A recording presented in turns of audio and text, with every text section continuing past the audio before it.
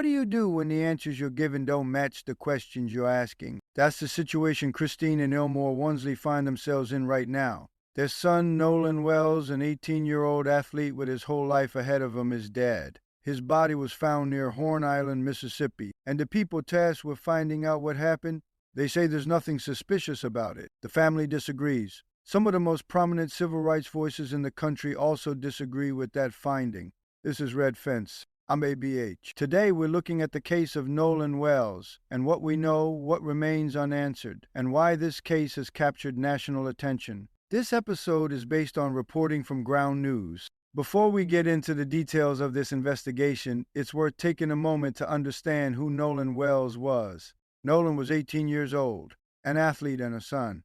By all accounts, he was a young man with energy and ambition, the kind of person whose absence leaves a visible hole in the lives of everyone who knew him. His parents, Christine and Elmore Wansley, are not people looking for controversy. They are parents looking for truth. And when the truth they're being given doesn't add up, they've done what any parent in their position should do. They push back.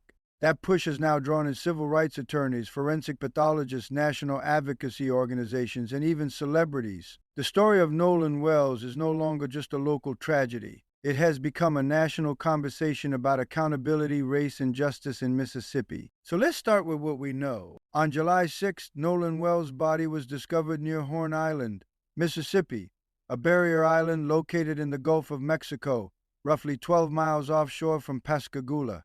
Horn Island is remote. It's part of the Gulf Islands National Seashore, largely undeveloped, accessible primarily by boat. It is not a place you end up by accident. The circumstances that brought Nolan Wells to Horn Island in the first place, and what happened to him there, are at the center of this entire investigation. And at the moment, those circumstances remain deeply unclear. What we do know is that his body was found there on July 6th. What happened in the hours and days before that discovery is what Nolan's family wants answered. In cases like this, the first official statement from law enforcement sets the tone.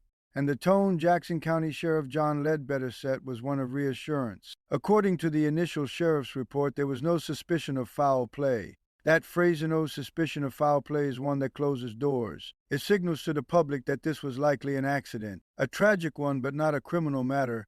It tells investigators to stand down. It tells the media there's no story here. But that conclusion raised immediate red flags for the Wells family.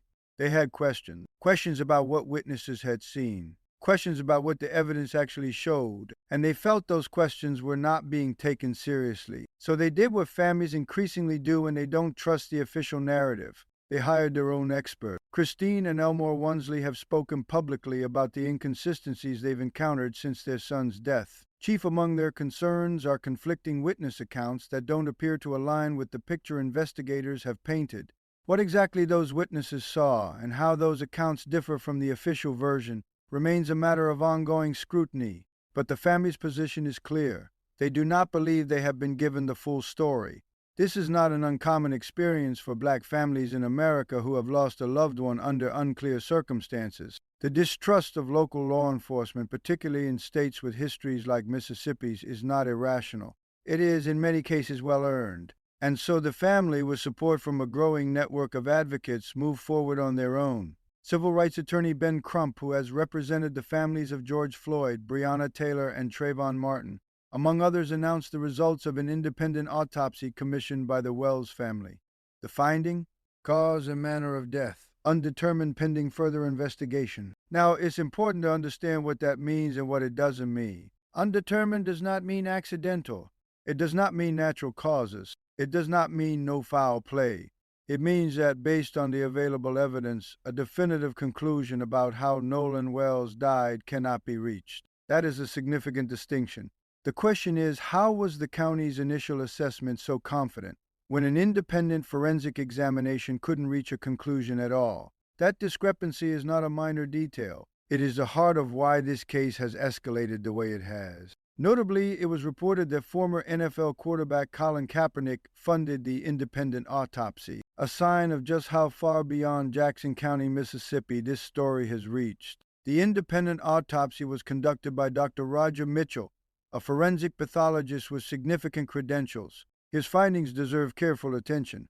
Dr. Mitchell documented several notable observations. First, significant decomposition of the body, which complicates the ability to draw firm conclusions about cause of death. That's an important context. But then there are the findings that are harder to explain away. Dr. Mitchell identified missing organs. The absence of internal organs during an autopsy examination raises immediate questions about the integrity of the examination process and the chain of custody of the remains. And then there is a 12-inch by 8-inch reddened area on the back of Nolan Wells' skull. 12 inches by 8 inches. That is not a small area.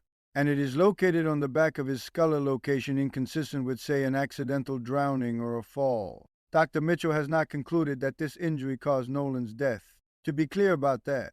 But he has flagged it as a finding that requires explanation. An explanation that, as of now, has not been provided. The response to Nolan Wells' death has extended well beyond the legal and forensic arena. Advocates have pledged a $125,000 reward for information leading to an arrest and conviction in connection with his death. That kind of reward is typically reserved for cases where foul play is strongly suspected, and it signals that people with resources and platforms believe something is being missed or ignored. At Nolan's funeral, television producer Tyler Perry and Reverend Al Sharpton pledged a $100,000 portion of that reward. That is not a symbolic gesture. That is a financial commitment designed to generate tips and compel witnesses to come forward. Grand jury proceedings have also been initiated as a development that suggests this case is not being quietly filed away, regardless of what the initial sheriff's report implied. And a new video has emerged that may show Nolan Wells before his disappearance. Investigators and advocates are examining it. What it reveals, if anything, remains to be seen. NAACP President Derek Johnson and Reverend Al Sharpton have both called publicly for a thorough and transparent investigation into Nolan Wells' death. Their involvement is not incidental. It is deliberate, and it speaks to something broader than this single case. Mississippi has one of the most fraught racial histories of any state in the nation. The murders of Emmett Till and Medgar Evers and countless other black men and women whose cases were never properly investigated. And that history does not simply disappear because decades have passed. It informs how communities respond when a young black man turns up dead and local law enforcement moves quickly to declare nothing suspicious happened.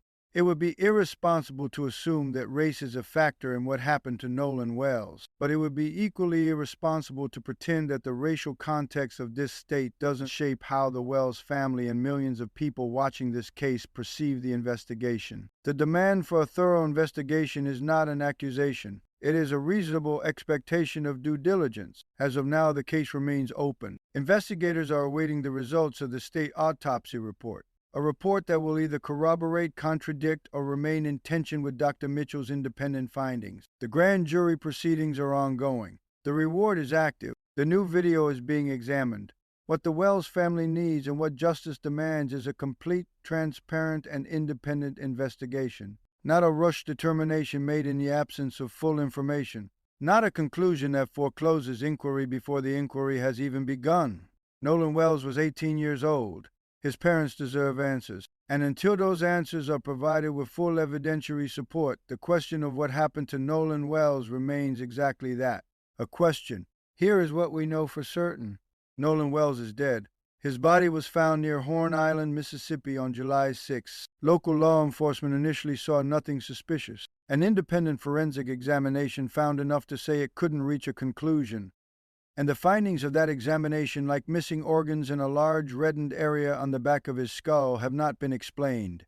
That gap between what investigators said and what the evidence suggests is why this case matters. It is why Ben Crump is involved, why Colin Kaepernick funded an autopsy, why Tyler Perry and Al Sharpton stood up at a funeral and pledged money for tips. None of those people do that for a case where the answers are clear. We will continue to follow this story as more information becomes available. If you have information relevant to the death of Nolan Wells, the reward line is active contact information is available through Ben Crump's office. For more on this story and others like it, check out Ground News, whose reporting forms the basis of today's episode. I'm ABH. Thank you for listening to Red Fence. If this episode mattered to you, share it. These are the conversations that need to be had. That's all for this episode. Until next time.